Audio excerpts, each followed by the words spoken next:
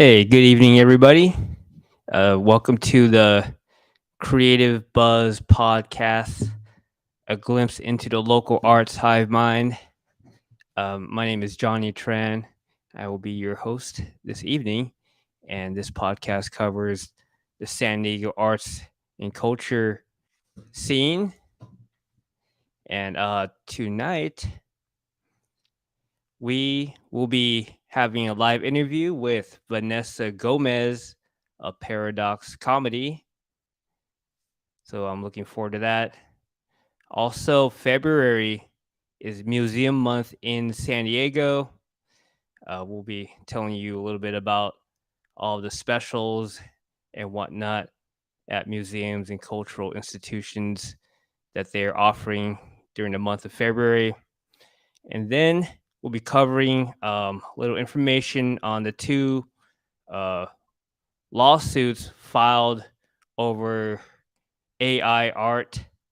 So that should be pretty interesting. And that's a topic that has caused a lot of controversy as of late in the visual arts community. And yeah, so we'll be checking that out. I also want to let you know that the Creative Buzz podcast is sponsored by Thumbprint Gallery. Now, we were founded in 2009 and we curate monthly and pop up art exhibitions featuring emerging mid career and established artists with a focus on contemporary pop culture, nostalgia, urban art, and pop surrealism. The gallery seeks to provide an eclectic and engaging atmosphere to view art by bringing people together in appreciation and support of local, national, and international artists.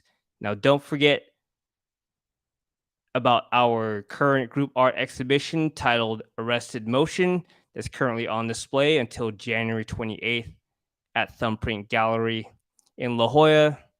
The gallery is open every Saturday from 12 p.m. to 4 p.m. and also by appointment. Um, and we have our upcoming um, art exhibition all at once. New works by Micah Mariah and Brandon Dristy. And we had them on the show last week on the podcast. So go check that out. It's a great interview. Um, all at once, new works by Micah Mariah and Brandon Dristy at Thumbprint Gallery. That starts February 3rd with the opening reception that night from 4 p.m. to 9 p.m. The show will be on display until February 25th. So, yeah, please come check us out. And now, I would like to welcome to the show our guest. Give me 1 second here.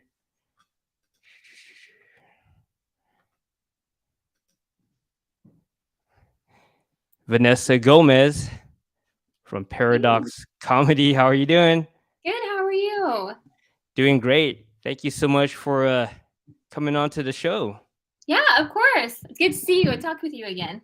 Yeah. We've known each other for quite a while now. I mean, maybe 4 or 5 years, I think. Yeah, since 2018.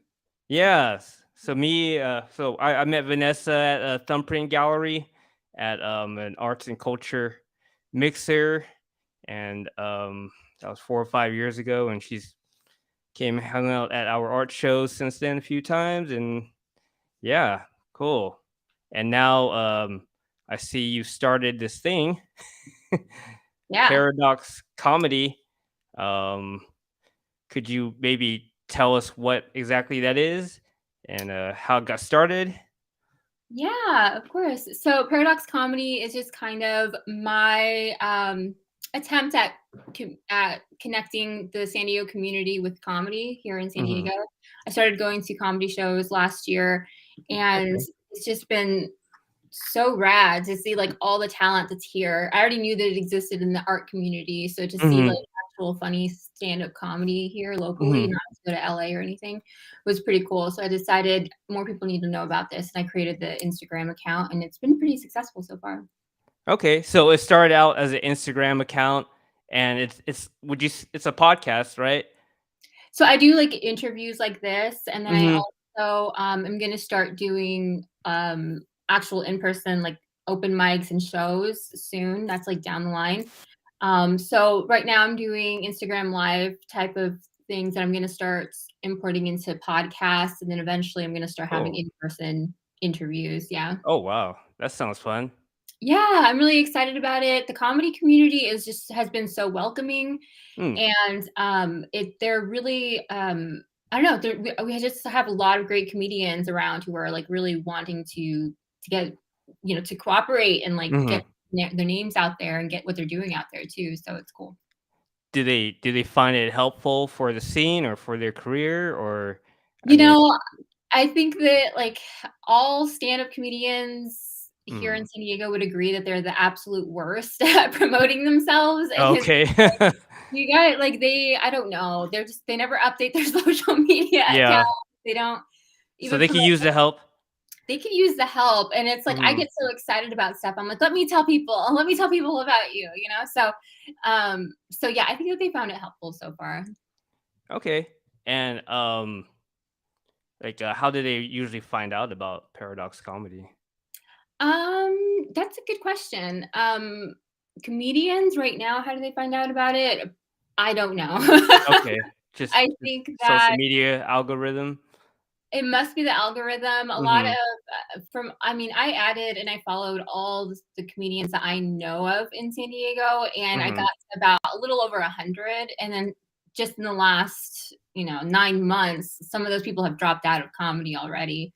Oh, So wow. out of those 100, if you're going to always kind of see the same comedians at stand up, like open mics. Sure. So, I mean, I guess word gets around. Okay. Okay. And who are some of your favorite local comedians that you think we should check out? Oh gosh, I'll give you just 3 right now, even I Alright. don't even know who I'm gonna say right now, but there's just so many, and I'm always hyping them up on my page because 'cause they're just so damn funny that I'm just like, "These people are gonna just blow up." One of them Mhm. for folks, I just saw her video right now, is Kylie Troop. She's been Okay. doing all kinds of, she's just, like, always being booked, and she's one of those comedians who deserves to be booked all the time. Like, I Mhm. if LA gets a hold of her or even, like, New York gets a hold of her, I just know that she's gonna, like, Wow. off. Like she is so funny and such a gifted writer at joke writer. Mhm. Another one would be Rafa Camargo. He's great also. Um, and another God, now I just put myself on the spot. I'll just leave it to those two for right now. Okay. Okay. Yeah, that's great. We'll have to check those out for sure. So you've interacted and interviewed comedians, and you've been in the scene, and probably met a lot of people at the comedy clubs and in the comedy community. Have you seen any like common challenges comedians have to deal with, from what you can tell so far? Like, what are some common challenges that a comedian may experience? Yeah, that's a really good question. Comedians all tend to have the same challenge Mm, of getting seen. mm, Um, because there are so many opportunities for them to go up at an open mic and kind of hash out like their material and kind of work it out that way. But as far as like good, legitimate shows that are being produced, um, there's a handful of them, and everybody wants to get booked on those shows. And only, those shows only book by word of mouth. Like if another comedian refers them or, oh, kind of vouches for them, mm, or if the person who books the show just so happens to see them somewhere and is like, I have to have them on my show. It's really difficult for comedians to get onto like really reputable, like even into like comedy clubs. We have 6 comedy clubs mm, in San Diego, and it's like that's where the comedians want to get booked. But it's mm, really, it's rough to get in there. That's just so competitive. mm. Yeah. And how many entries to an open mic would you normally see every night? So for open mics where like anyone can sign up, I mean, I've Mhm. seen upwards of like 40 comedians, Damn. go up. And there's multiple mics in a night. And I've seen and I've done this before where I've gone to like multiple open mics Mhm. and seen the same comedians go through all those open mics. They're And so hustling. yeah, they're hustling, right? Wow. And they're cool because I've seen people have a joke, just an idea, a premise for a joke, and Mhm. they will hit up all these mics just in one night and hash out, okay, this worked, this didn't work, this didn't work. Hmm. Then they'll recreate that same thing over 6 other nights because there's open mics going on every night. And so they'll go out and be able to practice that way. But it's like they're putting in all this work, and all of this is free. You don't get, you're not getting paid Yeah. for mics, and yeah, then they're just waiting for someone to book them. So it's like that's kind of, I think, what the overall, yeah, struggle is.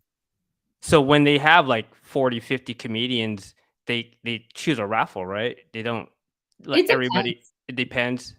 Yeah, it depends. Like there are some open mics where they only have like 10 to 12 people go up, and Mhm. so they'll just pick them based on whoever signed up or whatever.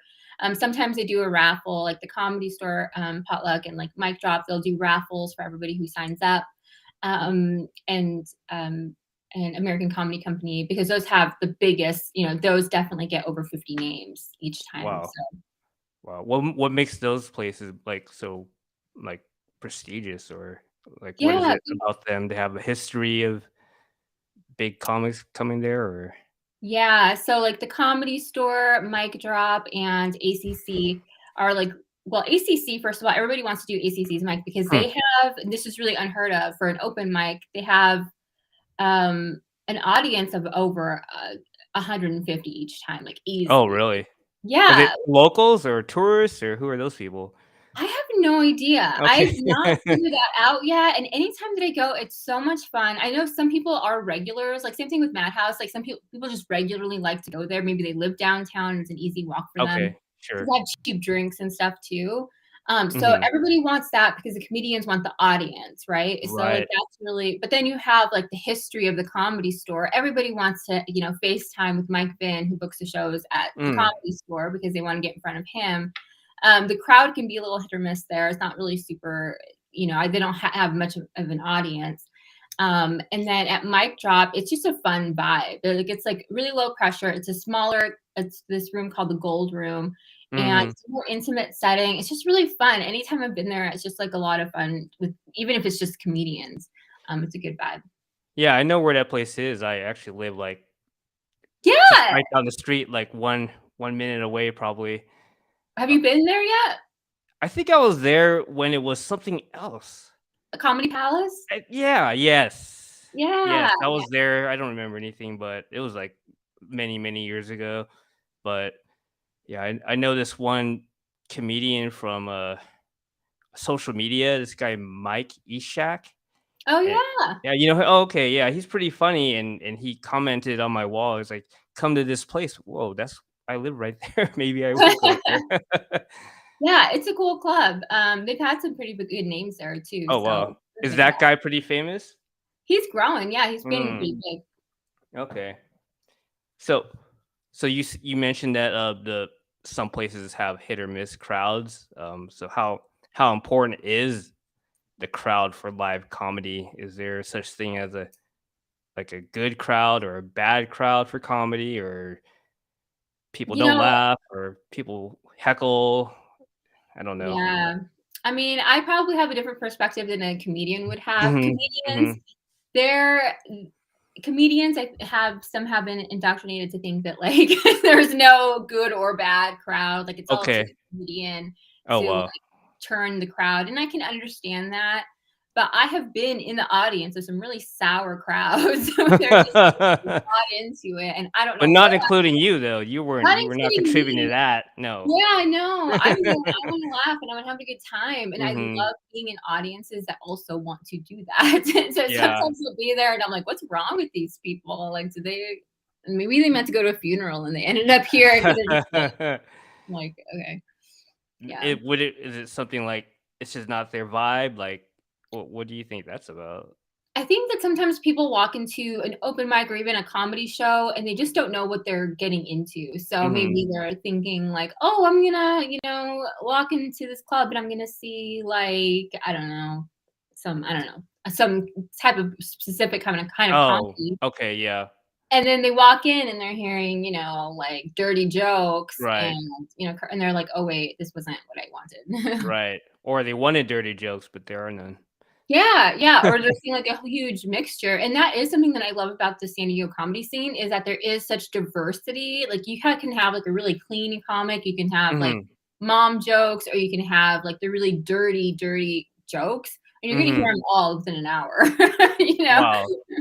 What are your favorite like, what kind of comedy do you like usually? Yeah, I think I'm really into the dark humor. Like Oh, I'm really okay. That's what into I like. yeah. Like, and it's that stuff that kind of makes everyone go, "Ooh," Yeah. It's like, I think it's funny.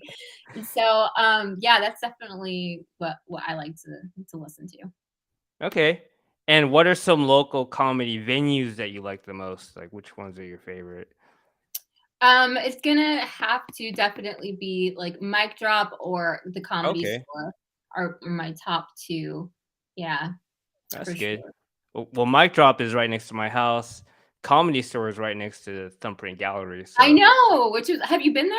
yep, I've been there a few times. Oh, okay. Did you like Mhm. it? Yeah, I think so. I think so. What are It was you doing when you're going to Comedy Club? little drinking, I guess. Yeah, Like, they force you to buy drinks, but I guess they I do. could buy non-alcoholic, but it never occurs to me. Yeah, so that is something cool about Mic Drop is they don't Mhm. have a drink minimum. Oh, they So don't? Is there no, a cover? Must be I a mean, cover. your ticket, I mean, you're Okay. there Oh, yeah, there's a ticket. Yeah, yeah, yeah, yeah. if you're gonna buy a ticket for a show, but if you go to the open mic, there's no cover or anything like that. And Okay. they usually like, if you sign up for their newsletter stuff, they have, like, a lot of discounts and stuff. But, Alright. at the Comedy Store, yeah, they have the 2 drink minimum. I usually just get, like, coffee and water, and it's, like, Right. 12 bucks. And I'm like, "Okay." That works, that works. Yeah. Um, so what you said you got into going to comedy shows about a year ago or something like Mhm. that? And, I mean, have you, before that, have you experienced any comedy at all or live comedy or a fan at all? Yeah, I mean, I was just kind of like a general fan. Like, my Yeah. dad, growing up, he would listen to, like, oh my gosh, I totally just forgot the comedian's name. He just passed away. But so Uh-huh. growing up, like watching him watch the HBO specials or whatever. And then Okay. my brother-in-law, he's actually a comedian and he's been doing it Oh, for wow. 20 years. Yeah. And so we would go see him like at he would do like casinos or like cruise ships and stuff. So we would go see him. But it was just like a whatever thing. I didn't really pay that much attention to it. Mhm. Um, and then the pandemic happens and Mm. a lot of people got into podcasts, and my Mhm. friend, Chris Alexis, shout out to him, he was like, "Oh, you should check out Theo Von. He's sober 'cause I'm sober." He's like, "I think you think he's really funny." And so I started Okay. checking him out, and I did think he was really funny. And he was actually the first comedy show that I went to at the Comedy Store because when I saw he was in town, Okay. I was like, "I'm gonna go see Theo Von." So that kind of Theo kicked Von. Alright. yeah.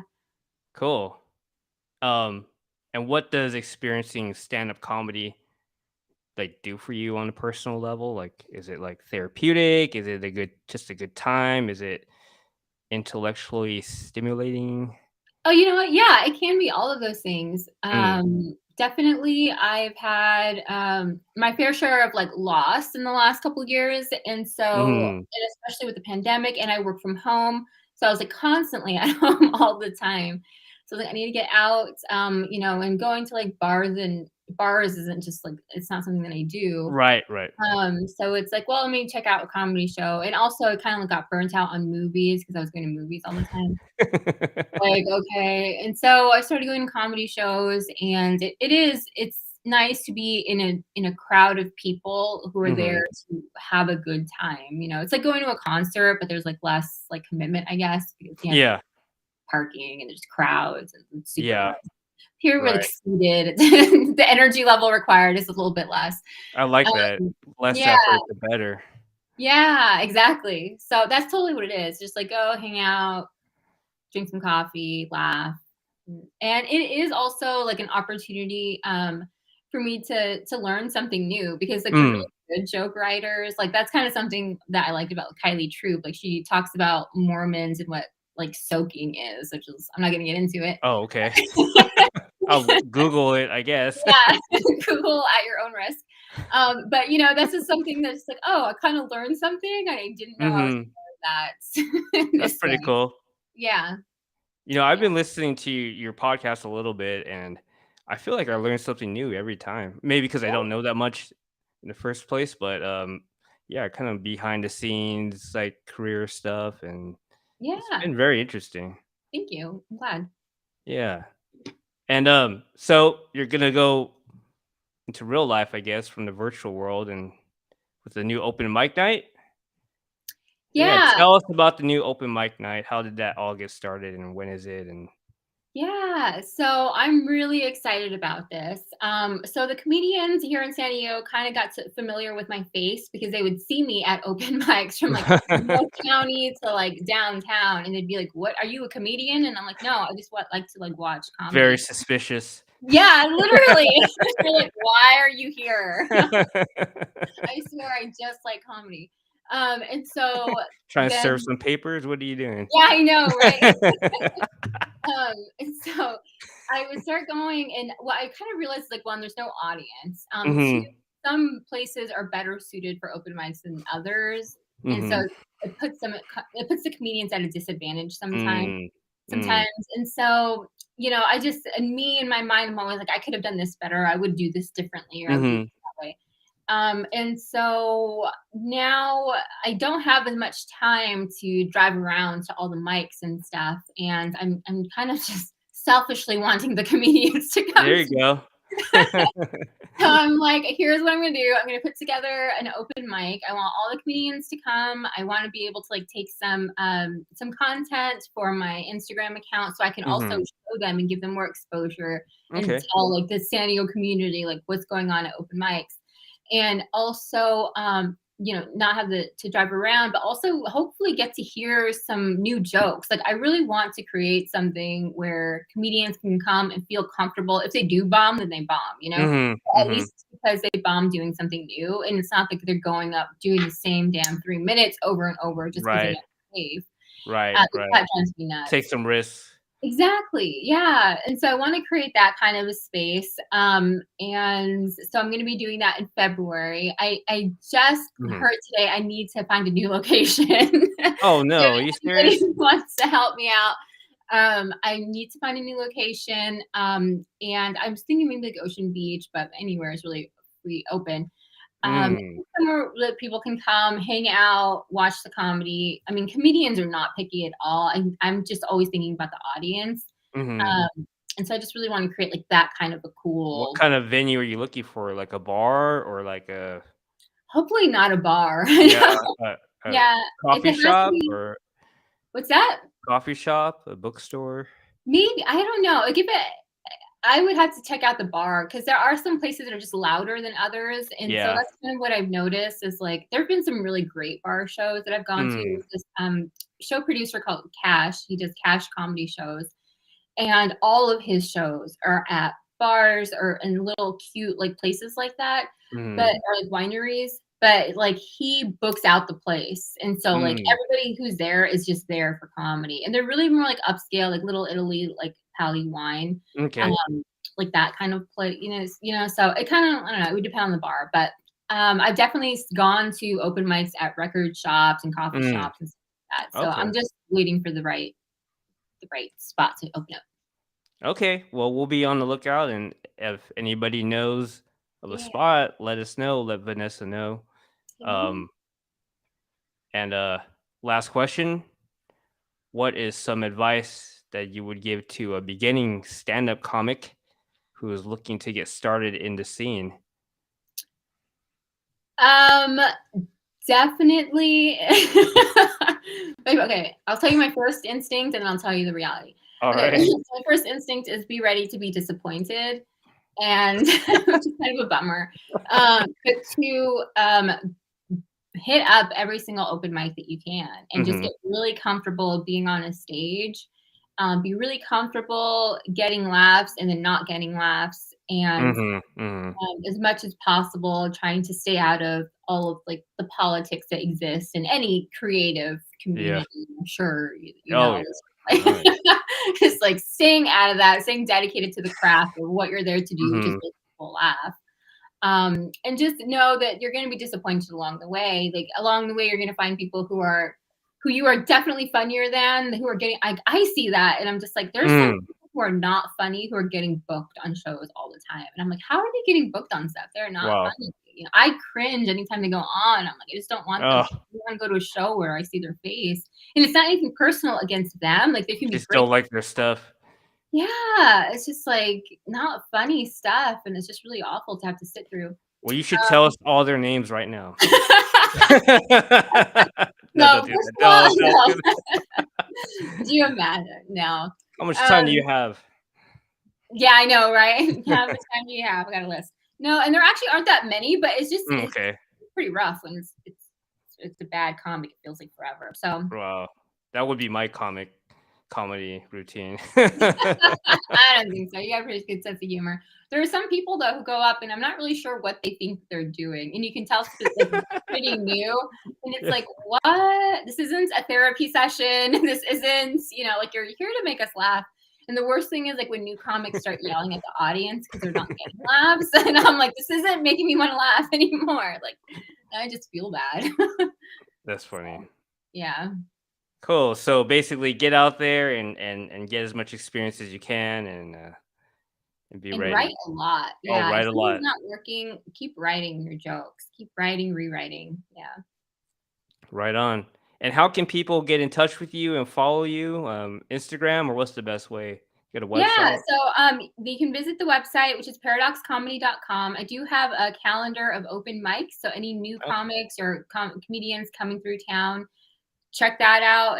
It's updated all the time. And it also has details on how to sign up for that open mic and what time it's at and the address. And then also follow me on Paradox Comedy on Instagram. I'm updating shows that are going on throughout San Diego County. I do interviews with local comedians weekly. And then I also kind of do reviews or shows that I'm looking forward to and kind of Cool. do reels and more informational stuff too. All right. Well, thank you so much, Vanessa, for coming on the Creative Buzz podcast, and good luck with everything. And I'll look out for the announcement on the new venue. Cool. Thank you so much. Thank you. Bye. Have a good Bye. one. All right. So that was Vanessa Gomez of Paradox Comedy. And yeah, it's great that she's out there helping creatives and helping the creative scene and community. Now another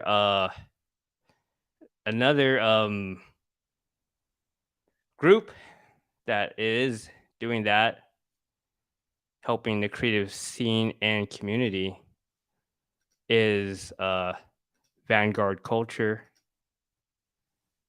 and they are putting out a call to artists and performers for their upcoming big event, Envision, ENVZN 23, Envision 23, call to artists from Vanguard Culture for a big immersive arts project. And they're looking for visual artists and performing artists. This event will take place in the Logan Heights community of San Diego on September 2nd. And submissions are due March 1st. So get on that as soon as possible. And you could check out more info at vanguardculture.com.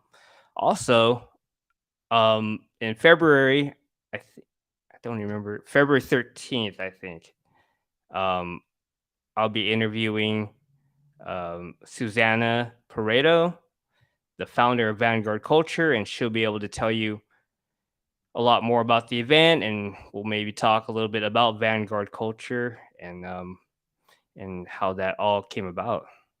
So be on the lookout for that. And I also want to let you know about our eclectic arts and entertainment industry mixer. That's the same mixer that I met Vanessa at many years ago. And that is going on Saturday, April 29th, 5 p.m. to 7 p.m. at Thumbprint Gallery in La Jolla. Artists, filmmakers, musicians, actors, performers, poets, fashion designers, models, promoters, arts related nonprofits, and for profits. Come on out, make some contacts, socialize, have fun. There's no cover, and there's a complimentary drinks. That's April 29th, Thumbprint Gallery in La Jolla.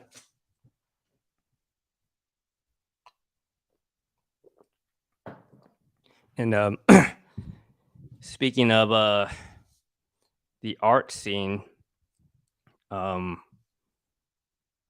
you should all know that February is Museum Month in San Diego.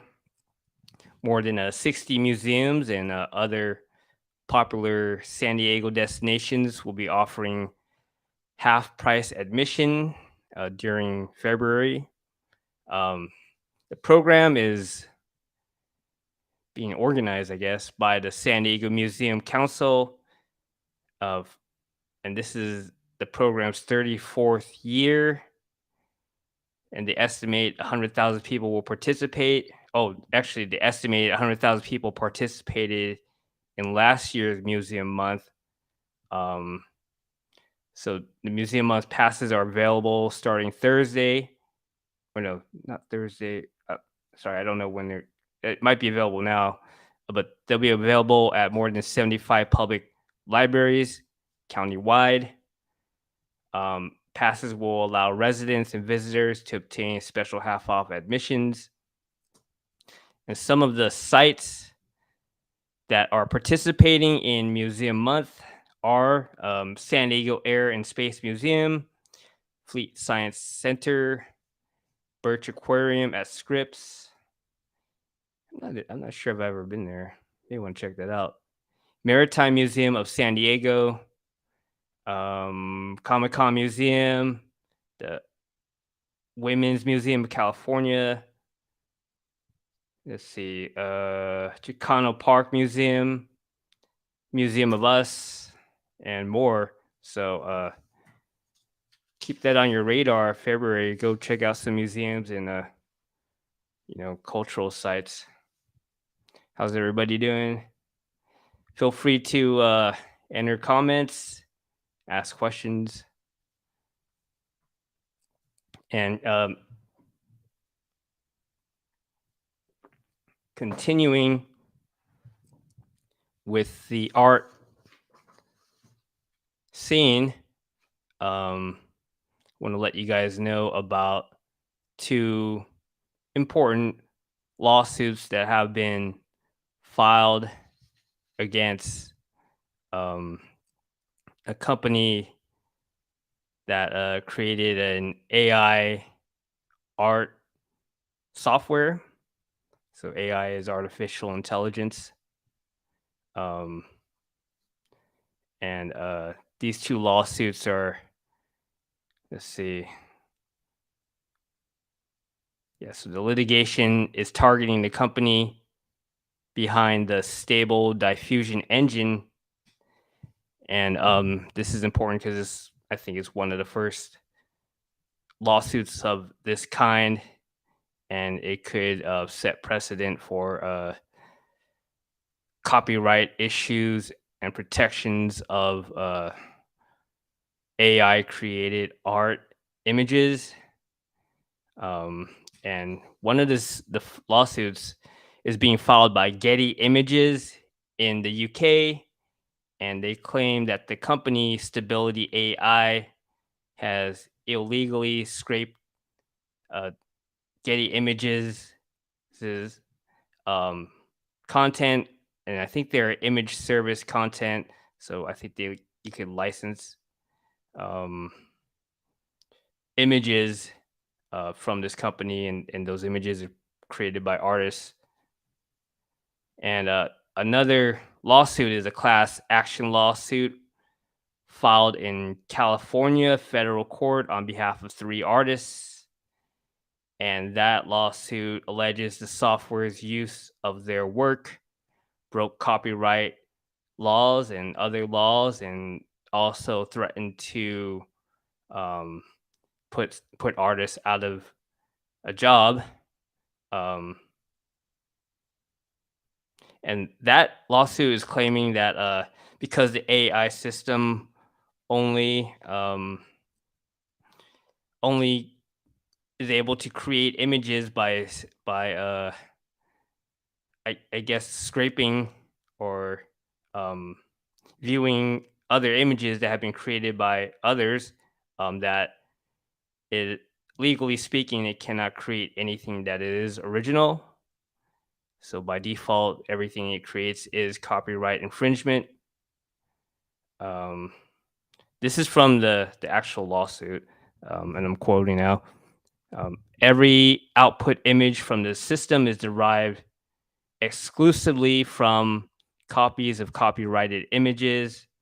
For these reasons, every hybrid image is necessarily a derivative work. So that's direct from the lawsuit, the class action lawsuit by the artist. And it continues, Stability did not seek consent from either the creators of the training images or the websites that hosted them from which they were scraped. Stability did not attempt to negotiate licenses for any of the training images. Stability simply took them. So,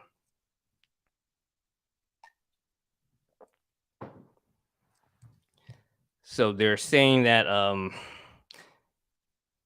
the AI software is using um, data collected from viewing um, art images, and then that's how the AI is teaching itself to create different art styles. And basically, the AI could, if you found an artist that you wanted to make art in that particular artist style, you just have the AI um, study the images of this artist, the target artist, I guess, to train the AI, and and then you could create infinite um, art images in this artist style. And the lawsuit is saying that is copyright image because it's like a derivative work, almost like almost like a sample in music. So that's that's the allegation, anyways. Now the other lawsuit filed by Getty Images, their allegations are pretty similar. Unlawfully copied and processed millions of images protected by the copyright is what the Getty Images lawsuit alleges.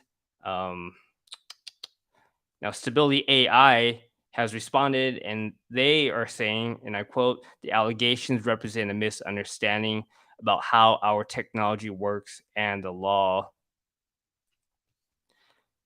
Um, so clearly, from the language of the plaintiff lawsuits filed with the courts, especially the artist lawsuit, one of the major concerns is based on a certain amount of economic insecurity.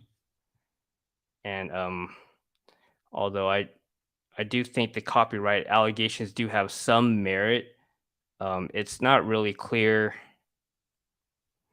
It's not really clear the path forward, legally speaking. Um, I suspect there's some kind of copyright issues there. But however, what is clear is that the this case highlights the need for our society to provide a stronger social safety net. Things like universal health care, universal basic income can alleviate much of the economic security that everyday people, including these artists, are experiencing on a daily basis. Another example might be the expanded child tax credit, which lifted 2.9 million children in the U.S. out of poverty, and child poverty dropped to a record low of 5.2% because of that expanded social safety net. Um, So that is something we should consider when thinking about what happens with this story with AI art. And I'm not sure if AI art will actually affect the fine art gallery scene. Um, I think the images, as of now, look kind of generic. Honestly, I haven't seen that much good stuff created by the AI. Um, but I imagine it will get better. So I guess we'll just have to keep an eye on it. Yeah. So, anyways, thanks everybody for checking out the Creative Buzz podcast, and yeah, tune in to our upcoming shows at Thumbprint Gallery. Check out our online store, thumbprintgallery.com. And yeah, I'll see you guys next time. Thanks.